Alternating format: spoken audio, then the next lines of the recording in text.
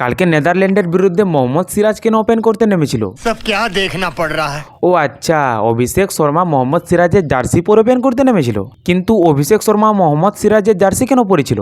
ব্যাপারটা কি? আসলে কালকে ভারত নেদারল্যান্ডসের ম্যাচে জাতীয় সঙ্গীতের সময় অভিষেক শর্মা অর্শদীপ সিংয়ের জার্সি পরেছিল।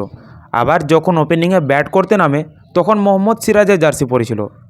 আর খেলার আগেই দর্শকরা অভিষেকের এমন কাণ্ড দেখে সবাই ভাবতে থাকে ব্যাপারটা কি। পরে জানা যায় যে অভিষেক শর্মা জার্সির ব্যাগটা হোটেল থেকে নিয়ে আসতেই ভুলে গেছে, তাই তার এমন কাণ্ড।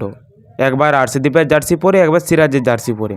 অনেকেই আবার বলছে যে অভিষেক শর্মা এর আগে দুবার 0 রানে আউট হয়েছিল, তার এই তুৎকাটা কাটানোর জন্যই হয়তো সে তার জার্সি না পরে মোহাম্মদ সিরাজের জার্সি পরেছিল এবং আর্শদীপের জার্সি পরেছিল।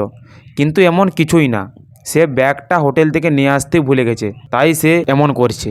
কিন্তু অভিষেক শর্মা সিরাজের জার্সি পরেও আজকে 0 রানেই আউট হয়। এই নিয়ে গত 7 ম্যাচে 5 বার 0তে আউট হয় অভিষেক শর্মা। এই ওয়ার্ল্ড কাপে সে 3 বার 0 রানে আউট হয়।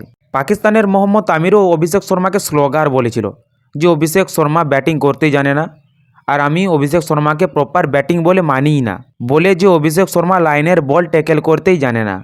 তখন আমরা ভাবছি যে মোহাম্মদ আমির ভুলভাল কথা বলছে, ব্যাটিং 0 রানে আউট হতেই পারে, এখন হয়তো তার সময় চলছে না। কিন্তু যদি অভিষেক শর্মার এভাবে প্রত্যেকটা ম্যাচে 0 রানে আউট হয় তাহলে তার কাছ থেকে আমাদের ভরসাটাই উঠে যাবে।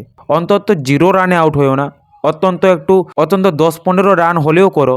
যদি এভাবে 0 রানে আউট হতে থাকে তাহলে তার উপর থেকে ভরসা সত্যি অনেকেরই উঠে যাবে। এবারে দেখা যাক যে অভিষেক শর্মা পরের গুরুত্বপূর্ণ ম্যাচগুলো, পরের সুপার 8-এর ম্যাচগুলোতে কীরকম পারফর্ম করে, সেগুলোতে যেন 0 রানে না আউট হয়, এটাই কামনা করি।